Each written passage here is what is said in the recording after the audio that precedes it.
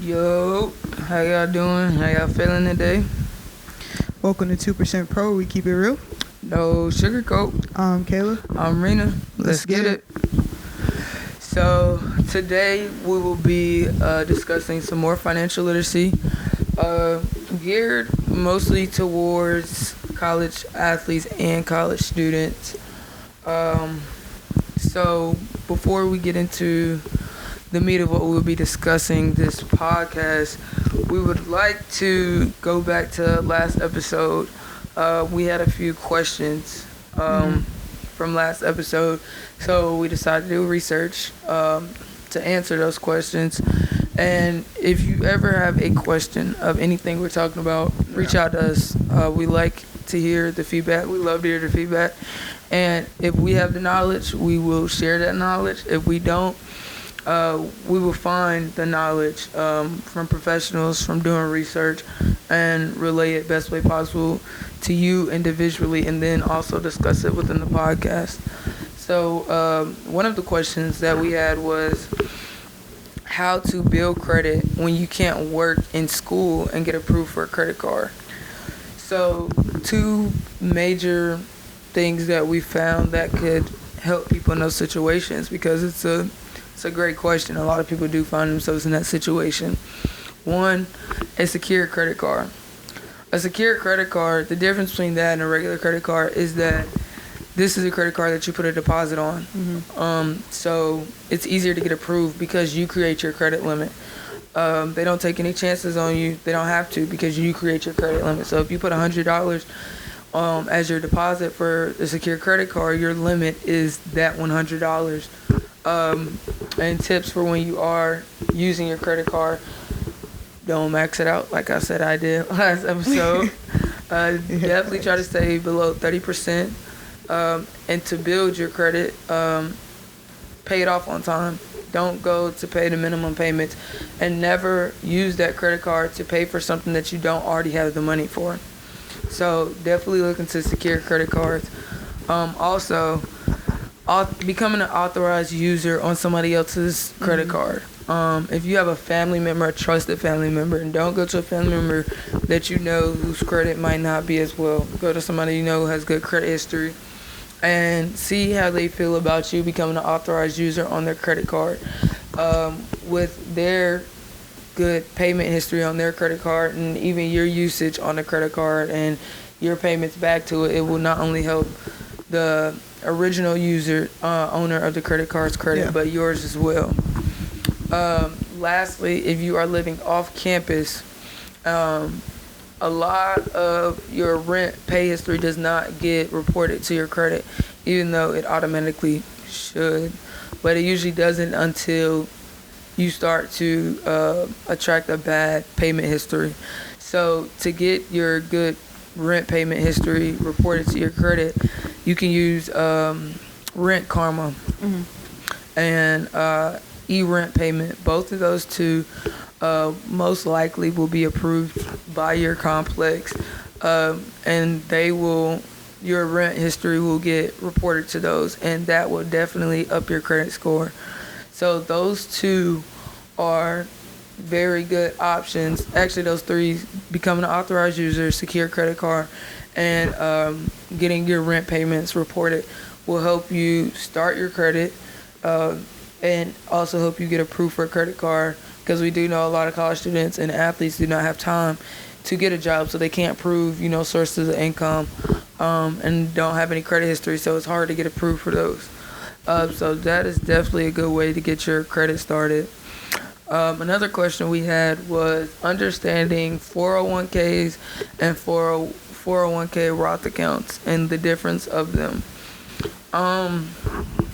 For those who do not know what those are basically money that you put away for retirement from your income whenever you do get a job after college. The difference is a traditional 401k isn't taxed when they take the money out of your check and put it away in your 401k. So when you do get it out of retirement, you will owe taxes on that amount of money that you have put away for your retirement. A Roth 401k is they take it, you put it in your 401k after taxes come out of your check. So whenever you do retire and you get that money back, you don't have to pay taxes on it, which in my opinion, I would be putting more money in my Roth than my traditional, just because not even have to worry about taxes when you touch that money. Also, you can begin withdrawing money from your traditional 401k without a penalty when you turn 59 and a half, which is, a long time for a lot of us. You can begin withdrawing money from your Roth 401k when you've held the account for 5 years. When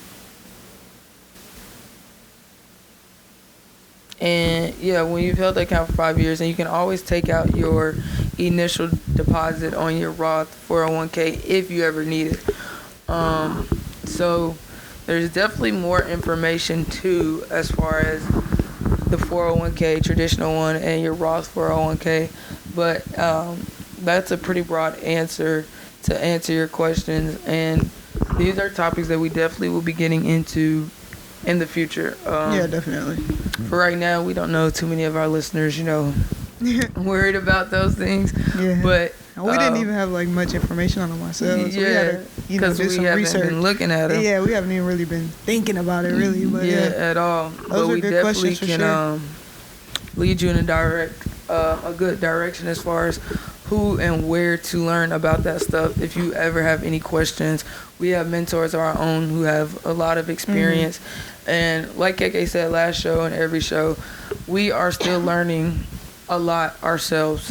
So as we learn information and things that help us, in the world after college, we will be relaying that information so that we all are growing together. Yeah, definitely. So that is that. Now to get in what we are going to be talking about this podcast. Budgeting for those who have who get their financial aid at the beginning of the semester. Usually depending, your home status as far as income.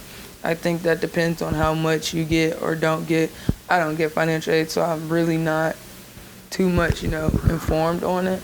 Yeah, I get financial aid, but it's so it's a lot of it's so difficult to understand sometimes. So it's so much that goes into it that people don't even know about. I still don't even know about. It's such a learning process. So yeah. And then for those athletes, and honestly, I guess anybody on scholarship, because you don't have to be an athlete to get a scholarship. Anybody who gets stipend at the beginning of the semester. I'll let KK tell you guys about some of the budgeting plans that we looked up and used ourselves. So some of the things that you got to be thinking about is like what you're budgeting.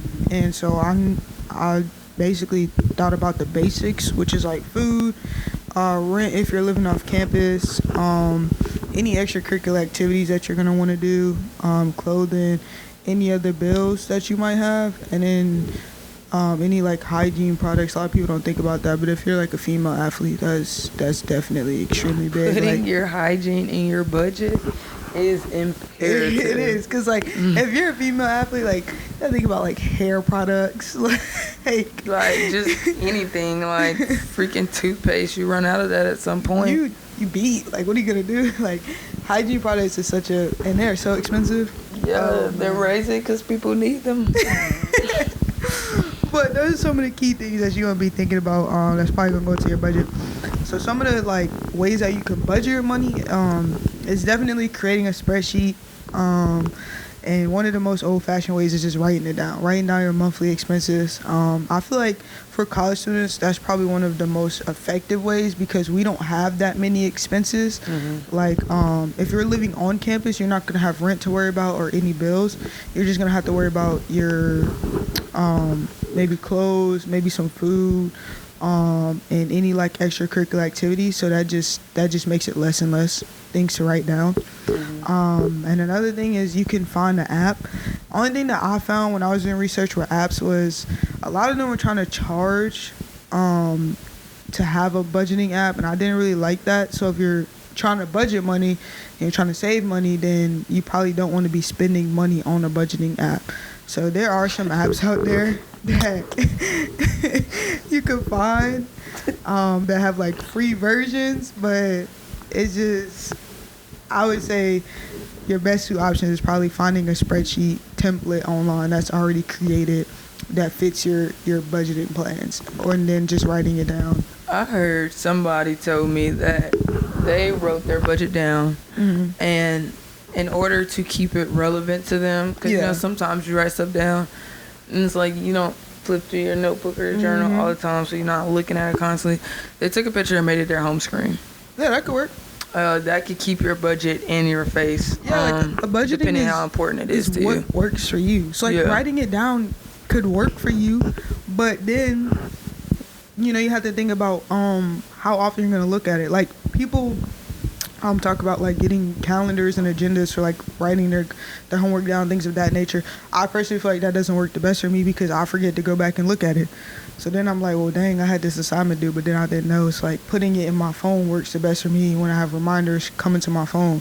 So it's really about like what's going to work for you. Like, is writing it down going to work for you? Is finding some type of budgeting app going to work for you? Is creating some type of spreadsheet going to work for you? Like, what is going to help you consistently check and consistently, because you're going to have to input what you're buying. Like what you're spending money on. So like, what is going to work for you? Another way, like she said, it is whatever works for you. But another way of budgeting your money too, my old coach at Charlotte shared this with me, is creating multiple checking accounts. I heard about that one too. Yeah, so like she told me when I was there, and I actually did it, and I'm not gonna lie to you, I only did 2 different checking accounts, but I mean, as long as you have, I think, I'm with Wells Fargo. I don't know about everybody else. You know, I have to put $25 down to make a checkings account. But $25 is still mine. Just it stays in the account. Yeah. So just having multiple cards for what you're gonna use it for. So I linked all my bills to one, and then I linked for basically all my spending money on another. And that was a really good way to budget my money. I can only spend this card for this, you know? Yeah, and then once it's done, like, that's it. There's no more money. Yeah. That's the other thing is about, you got to build healthy habits, because, like, a lot of people are going to be like, oh, well, I might have $100 set aside for, you know, extracurricular activities, but then you run out of $100, you might want to start taking $25 from here so that you do. Now, you got to budget your money and understand that, like, when the money runs out of this, for this area, that's it. Like, there's no going back. There's no double dipping from here or there. Like, that's it. Like, you gotta move on. And it's really a mindset. And a lot of people, there's a bigger percentage than a lot of us know of how many financially free people there are out there. Yeah. There are more millionaires than we think. And we only see the ones who are famous or big business owners. And that's only a very small percentage of the millionaires in the world. The ones who aren't famous or big major company owners, whatever, founders, they are very huge on their budgeting. And that's why they are where they are. Because I don't know about y'all, I don't need the fame. I'm good with the money, you know, like I'm good with the bread, for real. So a lot of people are confusing fame and money. Like, fame don't come with money. Yeah, they're making fame and money the same thing, and it's not the same thing at all. You don't gotta get famous to have money. Get money. Like, there's so many people who like have not even no fame, but like they're just regular, like, and you're regular people, but like they have money, like they're making money. They're doing what they gotta do. And you don't know because they're not walking around a freaking designer and like they're just not necessarily like broadcasting that they have money. Like they're just doing what they gotta do. Like, which I feel like is the best kind of money. Like, you feel me? Like I personally am a fan of people like that. Yeah. Because they don't feel like they gotta wear their money on their shoulder. You know, when I see somebody with all this designer just to show they got money, you know, or people I know that don't got no money and wear designer, I'm like, you just want to look like you have money. Do you know, like, I don't really care about looking like I got money. It's just like, you know, like, it's a social media thing though. It's social media, our generation. On our podcast, social media. Root of all evil currently is social media. You can disagree, you can agree, you can feel how you want to feel about it, but it is social media. It's the root of all evil. It is what's driving people insane. I don't think people really understand it's controllable. It is. Oh my God, it is. I have 2 different Instagram accounts. Mm-hmm. One is my main Instagram account with friends. Got some celebrities on there, Yeah. genuinely for entertainment. And then a lot of times before we started this podcast, because we've been, associates for a minute now, and I would disappear. Yeah. People be like, where'd you go? Rita would go off the grid. She posting on Facebook. Yeah. Whenever I go off the grid, that's when I get real active on Facebook. I get off the grid when I'm not on Instagram. And I'll get off for months at a time. And I'll clock into my other Instagram. And that Instagram has nothing but inspirational stuff on it. Has motivational stuff on it. A lot of my mentors in the business world. Just a lot of good stuff. Mm-hmm. Like, it's like whenever I want to have free downtime, like while I'm not working on something, I was scrolling on that website and I realized like the difference in my behavior, Yeah. Like you said the other day, like, Kike don't watch Netflix. Like, I reposted something the other day, like, peer pressure don't got nothing on her, because, like, she still ain't watched Squid Games, she still ain't watched You. This is like a month, bro. Yeah, so, like, But it's been an option because I'm, like doing this podcast, I'm trying to enter this not new phase, but, like, this next level of, like, I'm trying to tap more in with me and, like, figure out, like, and, like, I'm not going to say like, I don't have time to watch Netflix, but it's, like, I could watch Netflix or, like, I could figure something else out with our podcast. If you don't have to, if you feel no need to, as you should do what you want to do. There's so many other options out there, and like people are gonna feel how they want to feel about that, and that is what it is because like people are gonna be like, oh, like there's free time, or like it's good to have free time, and like it is great to have free time, but you're gonna spend your free time how you want to spend your free time, and I'm gonna spend it how I want to spend mine, and if my free time is developing and spending more time on my skill sets, then that's my free time, rather than like watching Netflix or watching TV or something like that. And that's my choice. My problem is it ain't even watching Netflix and really being on social media. It's sleeping. Yeah, we know that. We know that. I tell KK we're gonna meet at this time. I'm still sleeping an hour past this. She already knows, so because I can sleep for about 4 or 5 hours. That's my nap time. It's legit 3 to 5 hours. I don't take hour. When I take an hour nap, I wake up angry. I mean, it's a different type of anger, bro. Yeah. But the next part is people without stipends and financial aid, and this one had us for a loop the other day. We didn't know cry. What. Yeah, Rita was about to cry. Yeah, I really was about to cry. I'm not gonna lie to you. Yeah. It was literally in here. We was here meeting, talking about what we was gonna do for the podcast, and I was like, Keke even looked it up. She says there's only 20% of college athletes who do not get financial aid or stipend. And I was like, bruh, we gotta talk about those 20%. Like, yeah, we're not gonna just ignore it, cause we don't know. One person from that 20% could be watching us, and we're never gonna get on here and pretend like we have all the answers or even half of the answers. But however, we're gonna try to figure out something, and that's what we're trying to do right now, cause without a stipend or without financial aid, blew our mind. I really didn't even know that was an option. I thought if you didn't get financial aid, you were definitely getting stipend. If you weren't getting stipend, you were definitely getting financial aid. I didn't know like you couldn't get both. Yeah, cause if I had went to a school that didn't, give their athletes stipend, I don't get approved for financial aid. Yeah. So I'm pretty sure my parents would help me more than they do now that I have a stipend.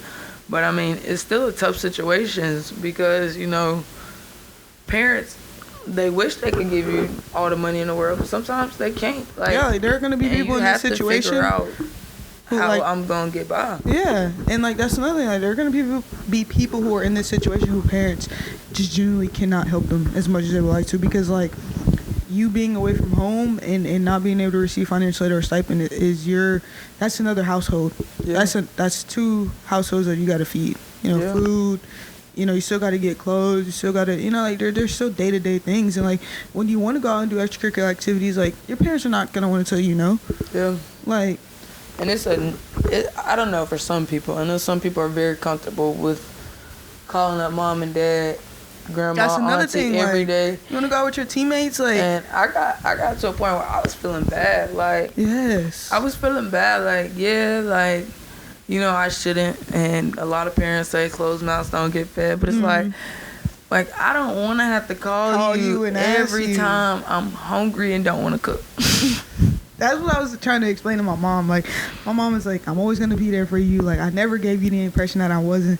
And I was like, I never said that. It's just like, I don't want to I'm be getting grown. And, like, I don't want to have to call. Hold on, guys. Let me call my mom first. See if I can get this $25, this $30. Like, I don't want to do that. Like, yes, it's great to be able to do that because I know there are people who don't have the capability of doing that. And, like, yes, it's lovely to be able to call my mom and be like, hey, mom, can I get this amount of money? And, like, I know she's going to be able to do it. Right. But in the same token, I'm like, dang, dude, I don't want to have to call.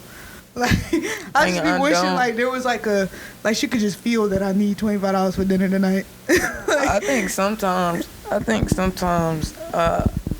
my mama do, though, because she send me a certain amount of money every time she get paid. So, sometimes I know it ain't payday. And she still send it, and I'm like, payday came early. Tell the top I'm happy. Thank you for the pay, because like I think sometimes she do be feeling it, some type of intuition, but it's annoying. So yeah, no, it is. I for agree. people who don't have either stipend or financial aid, we definitely did some research, and there's not really any clear answers, but there are options, and it's always about how much you want it. KK said we should name this podcast Hustle. Because the name of this podcast should be it gets to a point to where like you gotta figure out, like, do I want to struggle financially anymore, or like, are you satisfied with where you are financially? Like, and if you aren't, you gotta make that change, and like you gotta make that change. And it's 100% unfortunate that that's even what we have to say. Like, we feel for you. Like, if you're not getting stipend, you're not getting financial aid, like, we feel, because like there wasn't no research on it. Like, let me just say this. I looked up, my roommate is a nursing major, and I was looking up online. I was like, what are some ways for college students to make money? The 5th option was like sell your plasma. Not gonna lie to you. I was like, hold on, what is this? No, okay, hold up, no, that's a real thing. It is. And I found the idea at my old school, and I was like, well, I didn't even found it because the plasma center was right by my job in high school. And I seen the crackheads go in there, come in there and get some shoes and go get a Nux High. Like, it's a thing to give your plasma. But the fact that, for me, doing research for college students that make money, and the 5th option is to sell your plasma. Because it's almost like there's no effortless. options. It's effortless. And I mean, if I could find my daggone, I got a picture. If I could find my social, I probably would go do it once or twice a year. They said you could sell it every 7 days. You could. Every 7 days. Only reason I wouldn't, if I could do this joint, bruh, I swear, I just need to go get a new social so that I can give it to them when I'm doing it, bruh. Because, dang, man, I wish there was an option. I'd be telling people, if you got your social, okay, go get some plasma. Not gonna lie to you, I've told people to go do that before. I'm not gonna lie to you. I was in awe that was an option. It very much is. People, for boys, go sell your sperm. I'm not condoning what Rena is saying. However, if you are almost on your last leg, maybe this might be an option, but I'm not 100% condoning what she's saying. Hey, even if you aren't on your last leg, think about it this way. There's somebody out there that needs that sperm or plasma. Telling people to go. Sperm is going to bring a baby in the world. All right. We're not going to delete out the podcast, but just delete that last 5 minutes out your mind. We're going to talk about some of the real options, some of the better options that we found. Because So for the first people one, who are dealing with that. yes, the first one that I found was on-campus jobs, which Yeah. I felt like is probably the most beneficial one because on-campus jobs is convenient and they're going to offer different benefits, such as some of them will help take care of your meal plan, will help take care of your housing. I know one on-campus job that probably every school has, and is the easiest one, is a desk receptionist. There are desk receptionists in freshman dorms that have to stay there all day. And I know all night, here, too. yeah, you have to be there at night. They stop at 12 a.m. They outsource to the Defenders company here. And here for us they pay $9 an hour, and they're very flexible. They just need students there at the desk, and you don't do nothing. You just sit there, and you can do it in between classes, you could do it before a class, and you're sitting at the desk, so it's not like it's straining. Like, you can do homework, watch yeah, Netflix, you could do your homework. you Yeah, do, exactly. really. And I feel like that's probably one of the easiest. The next one obviously would be to find a job like off campus somewhere. But after the research that I did, I was even like, why would I even put this on here? But it says college students on average will have 3 to 5 hours of free time every day. And on average, students can expect to spend 25 to 30 hours per week on classwork. That's college students. Now, when we talk about college athletes, it says they spend 30 to 44 hours per week in their sport. That's just on average. Mind you, I was doing math the other day because I told you I was talking to volleyball girls here. We were doing math the other day. I think this just factors in practice. This doesn't factor in no type of playing time. Like, this doesn't factor in like if you have a game, because if you have a game, that's all day. We're there like before. You gotta shoot around, gotta eat, then you gotta be right back there. And then if you're on a away trip, trips, that's what we talked about. your whole day is Your planned whole for day. you. And then we're back to regular conference now. I remember my first year here when we had regular conference season, and like one of the sister schools is like, I think it's like Towson and JMU, you'll play like back to back like that. JMU is one of those places that doesn't have an airport, so you got to drive back. That's like a 6-hour drive. My first year here, I had at 8 a.m. and we got back at like 2 a.m. before my 8 a.m. I had that that was on a Sunday night, so I had an 8 a.m. that Monday morning. Mind you, I'm not even a player, so I'm like, what? In my head, I was like, what are the players feeling right now who just played 30, minimum 30 minutes in that And game? those aren't excused absences. They're like not, your and I'm sitting games there, because and you're that there. was a class for my major, and I'm like, we have quizzes in that class like that I have to participate in, and I'm like, that's an 8 a.m. class that I have to get to, 6 hours of sleep, and I'm like, and I'm just sitting there like, what is a player feeling right now? Not even 6 hours, because you gotta get up and brush your teeth, Yeah, bro. get up, like that's not even a guarantee. Like, and I was like, wow. So like, this saying that they have 30 to 44 hours per week in their sport is like probably the bare minimum, because that doesn't take into account treatment that you might get if practice goes over any games. This is bare minimum. So when I put job on here, I was like, if you honestly have the time, It depends how much you want it.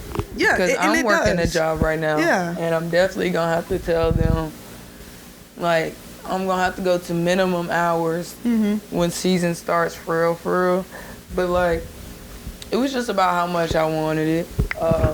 This possibly could be my last year. I don't know what I'm going to do with my last year eligibility. And it's just about how much you want it. Like, Yeah, no, I agree. jobs are definitely a strain, especially on student athletes, because you might have the time to go work that job, but I'd be so physically tired You're not gonna want to go. standing up, and I only work 4-hour shifts, and 3 to 4 days a week, and that is a strain on my body. So, I mean, man, that's about how much you want it.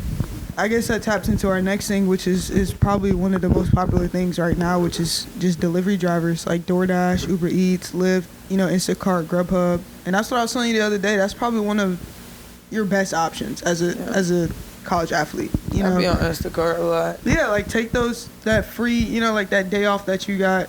You probably gonna have to DoorDash like 4 hours, Yeah. because you can make some money within that time. And if you financially need that money, then you gotta do what you gotta do. And I know a lot of people that I do suggest Instacart and DoorDash too, because those are the two I do. I've not tried the other ones yet. But I mean, everybody do them all. Yeah.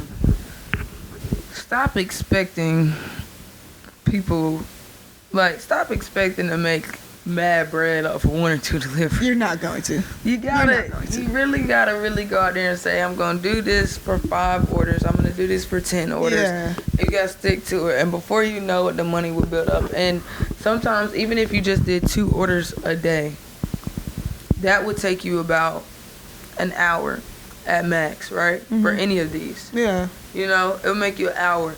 And if you did that and did not touch the money, because a lot of them have options where you can do it and then less than an hour later you can withdraw the money. You feel me? If you let that build up throughout the week, before you know it, you'll realize that you have $150 to check out and you only might have used a full tank of gas, which, you know, ranges on your car from 25 to 50 with gas prices 25 to 55 right now. You know, so you still making some profit. Sometimes you gotta be patient and let it build up. Yeah. But then, I mean, if you need food on your stomach that night because you had some hard workouts, then go out there and do 2 deliveries. Yeah, which plays into a role of $15-$20. Yeah, which plays into a role of, you know, when you start this, don't start when your account is on 0. You know, try to start earlier. You know, that's where a lot of people fall short too. And I be like, why did you? Yeah, don't wait till your account is on 0. Start early so that this money can be money that is emergency money. Yeah. Like, okay, well, we had, you know, really long practice today, and I'm really hungry tonight, and I don't feel like making anything. Boom. You know, you just DoorDash, week and a half straight, you good, you got extra money. Like, make that emergency money. Don't make this the money that you're depending on. Right then and there. Yeah, like, because then now you're really putting yourself, like, you're really setting yourself back. Yeah, exactly. Like, and I know that's, you know, way easier said than done, but you really got to try, and, like, it falls back into, like, it just got to be a mindset, and you really have to figure it out. Yeah. And the next thing was just, like, capitalize on your talents. Like, you got, you know, if you feel like you have a talent or you have some type of skill set, capitalize on it. Yeah. Because somebody out there charging for what you're doing. So charge for it. When you are, my bad. When you are a college athlete, believe it or not, there's a lot of parents out there looking for somebody to train their kid individually. And just because you went to college, it's every parent's dream. Not every parent, but, you know, a lot of parents out here want to send their kids to college. That's why they put them in sports. Yeah, and so then the next one that I found was babysitting or pet sitting. Never know. Someone in the area might have a pet. Oh, yeah. I put care.com against that one. Oh, I was wondering where that, care.com, I think there's a background check for like $20. Oh, okay. But you don't have to be a professional or nothing like that. And you can go take care of, you know, people's kids. If your background check gets cleared, you go walk pets.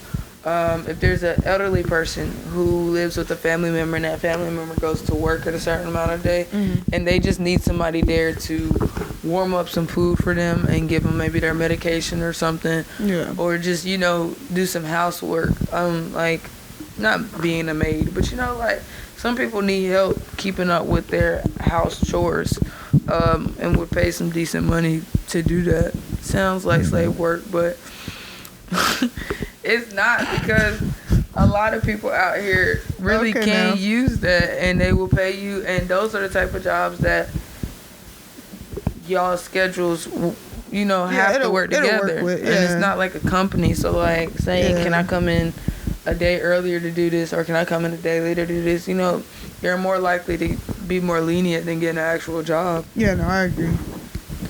KK also looked into grants and loans.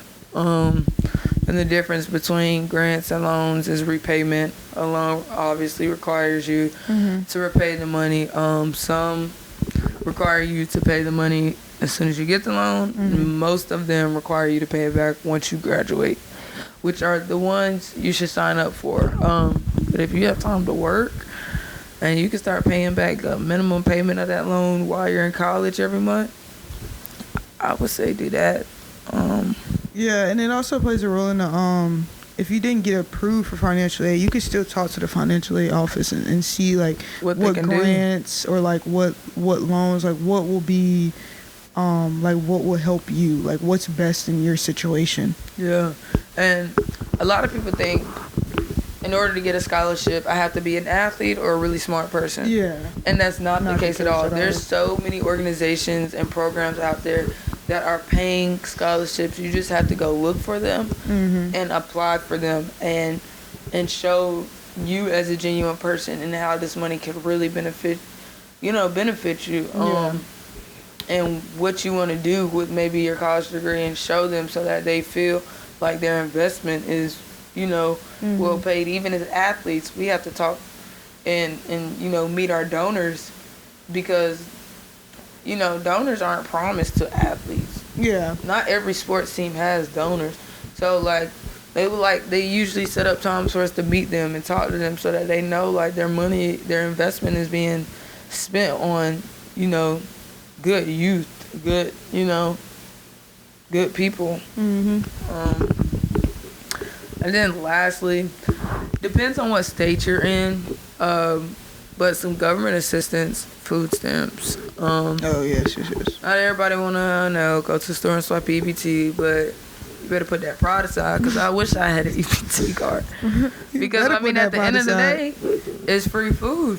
And if you're a college student, if anybody deserves free food, I'm not going to put it that way, because there are some people out there in very unfortunate situations. But I think college students definitely fall under that category because of the situations they find themselves in. It's not always easy to get a job. It's not always easy to earn money. So food should never be something you struggle to find, ever. So if that is something you're interested in, I would look at whatever state you're in.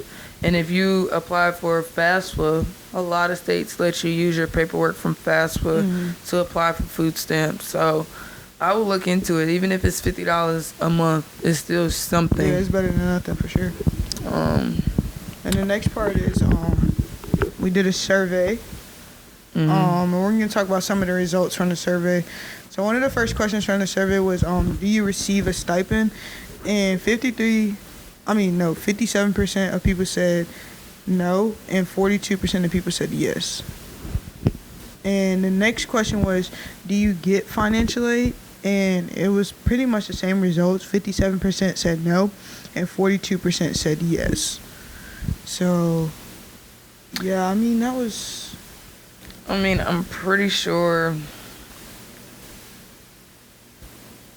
I'm not going to say they probably were the same people, because, stipend and financial aid differs. A lot of people who do get stipend probably aren't going to get approved for a lot of financial aid. And people who don't receive stipend, of course, and then have different at-home situations, probably will get approved for financial aid. Yeah. So it all just depends on your individual situation, as sad as that sounds. Yeah.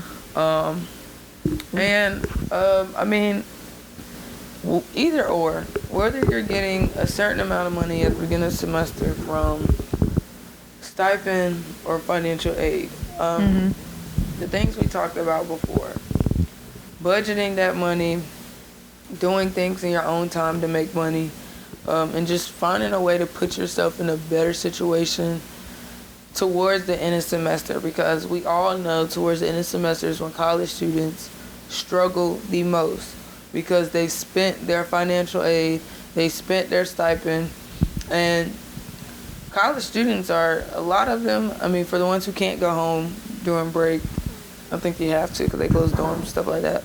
For the ones who can go home are very fortunate. I don't know how your home situation is, but because you get to go home and eat for free. And what a lot of people don't see about college athletes, since we haven't made so well, we can't go home. Not speaking for all sports, but my sport, we played through winter break. Yeah. We only get 3 days for Christmas, if that. We don't get a Thanksgiving break.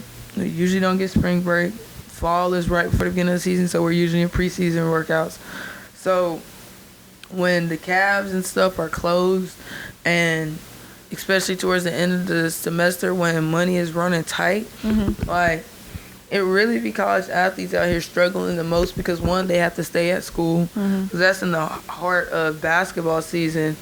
And what else season is in winter?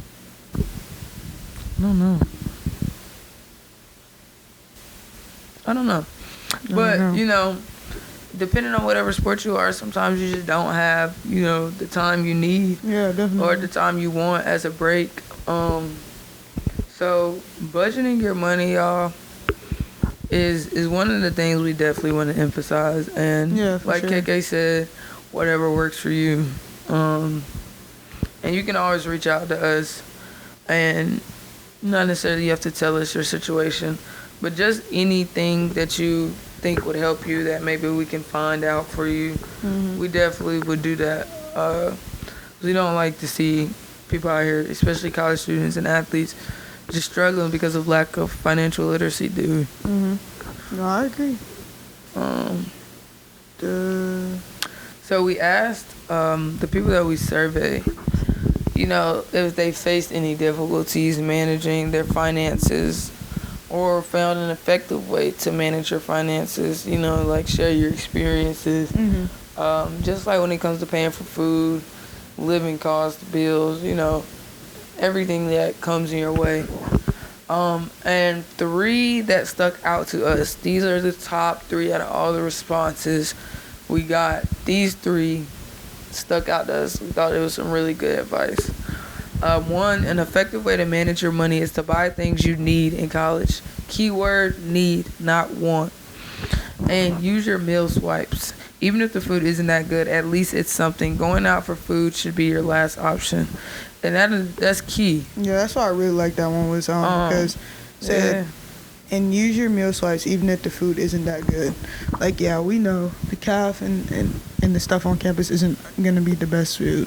It isn't good, so you don't have any money. Yeah. And for the people who do live off campus, man, I be loving when people give me their swipes because it's free. Yeah, you gotta take advantage of it, you know. And that's the biggest thing is that like going out for food should definitely be your last option. Yeah, and when you make it happen, it just starts to add up. Before you know it, you done spent $100 in 2 weeks, $100 in a week sometimes, you know, just on fast food and stuff. Use your meal swipes when you can and make sure to spread them out throughout the week. If you do need to go to the grocery store, only get necessities, nothing that you want.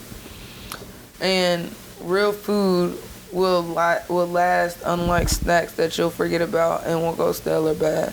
I like this one too. I like it, but not the whole real food and snacks, because snacks, if you get the individual packaged ones, they usually don't go bad. Real food is what goes bad. Okay. The veggies go bad. The meat you have to freeze, and it's annoying. I do need to stop eating out, but I am an advocate for the aggravation of going through your refrigerator and finding something to cook and eat, whether if I have something there or not. I feel like I'm thawing something. That's why I pre-plan like what I'm gonna make before I go to the grocery store. I really been saying I need to start meal planning. Like I make in my head like 4 meals. I'm like, okay, these are the 4 meals I'm gonna make, and then I go buy the stuff for the 4 meals instead of just buying stuff and then coming back and you're like, well, what do I want to make? What do I want to make? It's just like whenever what you said, social media.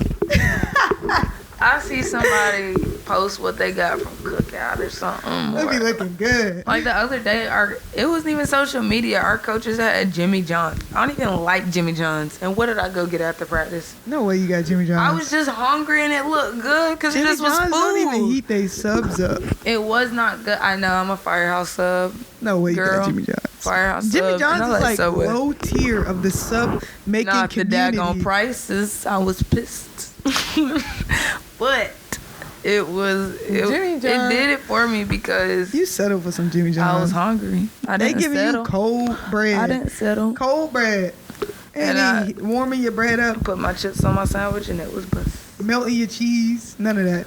I don't care, dude. All I know is I'm definitely one of those ones who struggle with Yeah, so Rena's a bad advocate here. So, But yeah, this person, use your meal swipes when you can and make sure to spread them out throughout the week. Yeah, that's key, because if you don't have like an unlimited plan, don't use your 5 swipes in one day or 2 days. You gotta really balance them out. So I understand what they're saying with that. And then real food will last, unlike snacks that you'll forget about and will go stale or bad. I kind of get what they're saying. I think as an athlete, okay, you gotta balance it out, because as an athlete needs more than 3 meals a day, technically. Yeah, you do. So you gotta balance it out. Like, you gotta have the snacks and you gotta have the quote unquote real food. So I get what they're saying. They're just kind of worded a little funny. And when you don't feel like cooking, I definitely will get full off chips. Well, that's you. But once again, bad advocate here. Really gotta work on what we're doing here. Gosh. Hey, go to the last advice. Most people don't know, but learning all you can about financial aid is a game changer. My financial aid was real bleak at first. Since then, I've learned about special circumstances forms, raising costs of attendance, and so much more just by reading on Google and applying that knowledge in the financial aid office. Wow. One of the biggest things that we're going to point out right here is just by reading on Google. Oh my gosh. It's called applying yourself. Literally, because yes, we will say they don't teach us all of this stuff. I 100% agree. But also, if you don't want to learn about something and you don't want to apply yourself to that topic or that subject, you're never going to know. And this is one of, this right here that we're doing. And don't complain and don't play victim if you don't go out and apply yourself. And I agree. I fully agree on every aspect that they don't teach us none of this stuff. And it does suck that we have to take even extra more time to teach it to us, but shout out to this person just by reading on Google. Wow. Yeah. I mean, just wow. That's all it says, wow, too. The next question on our survey was, if you have any advice to any student athlete, what would it be? One that stuck out to us was, save as much of your stipend as you can in a savings you do not touch for after you graduate, because you're not always guaranteed a job right after school. That we're gonna put on a shirt, because I mean, it's true. Everybody has this idea of, I'm in college. Yeah. I'm not worried about money because I'll just get a job right after college. But then, those are the same people that have to go back home for 6 months to a year after college because they can't find a job. For it. And everybody's still asking me, why are you working right now? And it's like, I didn't save the money that I should have my first 2 years of college. Just gotten into saving over the last year. Mm-hmm. And might last me for a while, But it's good to have something. One, money never stops being expected from me as far as bills and just food and gas. I'm always going to have to pay that stuff. Yeah. So, and if the school doesn't cover half the stuff, which in my situation, my scholarship doesn't cover all my living expenses, I have to sometimes pull from that just to, get by. And it's not like, you feel me? It's a have to. Yeah, no, I understand. So I'm right now working because I need to keep adding to my savings, because after school, I want to be comfortable. I'm not really big on getting a job like some people are. But some people are, wanting a job after college. But even if I do have to get a job, I want that free space between when I graduate and, I don't want to feel forced to go back home. I want to be able to pay a good 6 months of rent somewhere and all the extras, food, all that other stuff. Yeah, and kind of figure it out. Yeah. To figure it out and to give me that space, I'm really out of college. I'm really here. This is real life stuff now.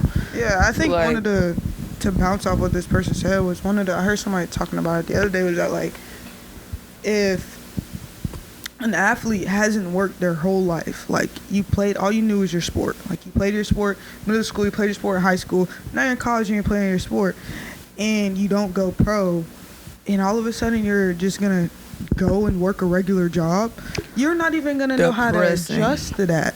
That's depressing. You're not going to know how to adjust to that. Sorry. Good. You're not going to know how to adjust to that. And that was one of the best ways I've heard it be put. I've always said that. That's why,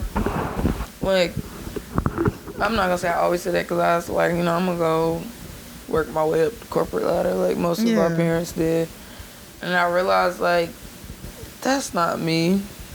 That's not dying me at out all. too. And it's like, you know, being an athlete, people really don't realize it. Like, you've spent so much time and dedication to your sport for the last decade and whatever, however early you started your sports career. Mm-hmm.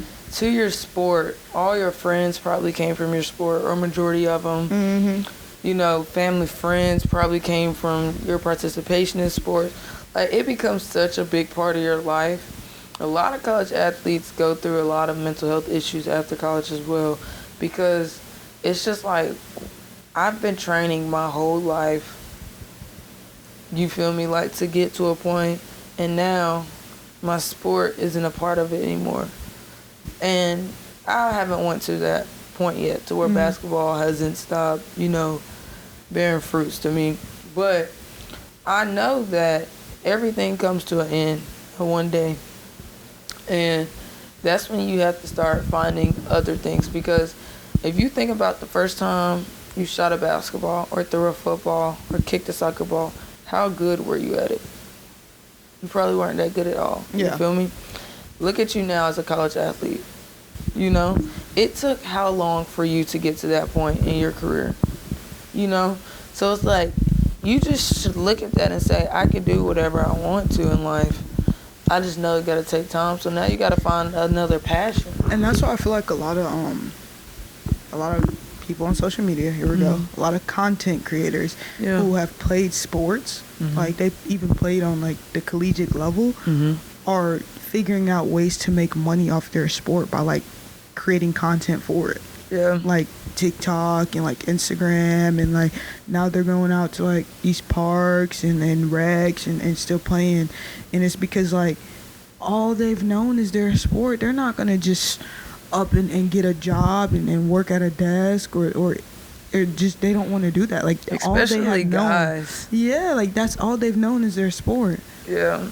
And it does tap into mental health. And that's why next week we're gonna even start our mental health series. Yeah. Like, and that's gonna be big. That's gonna be tough, because mental health is so huge. So huge. There's so many different things people haven't even thought about. Yeah. Like, so many different athletes going through it, and they just feel like they're by themselves. Yeah. And so we definitely gonna discuss that. We will be sending out more surveys. So if you're listening to this, tune in to the surveys that we send out. We need feedback. We do. Even if you're a college student, I mean, at this point, like, mental health is big in our generation. And it needs to be talked about, not dramatized, but it does need to be discussed. And we're never going to tell you how to deal with your mental health issues that you might be dealing with, but we definitely can analyze and talk to even some professionals. So some people don't want to go talk to professionals themselves, and that's okay. But, you know, like, there's definitely some ways that you can tune out of this world and deal with yourself. We definitely will be looking into those, so that everybody, like, can deal with themselves better. Yeah, 100%. So, yeah, next week we definitely will be starting that series. Yeah, so that's it today, y'all. Hope y'all got something from it. Hope y'all learned something, took something from it, and ready for next week's episode, because it's gonna be big. And we're not done talking about financial literacy either. This is, our podcast will forever be evolving, and we'll come back to things. And like we said, the more we learn, the more y'all learn. Yep, 100%. Yeah. So thank y'all for listening. Hope y'all see us next Sunday.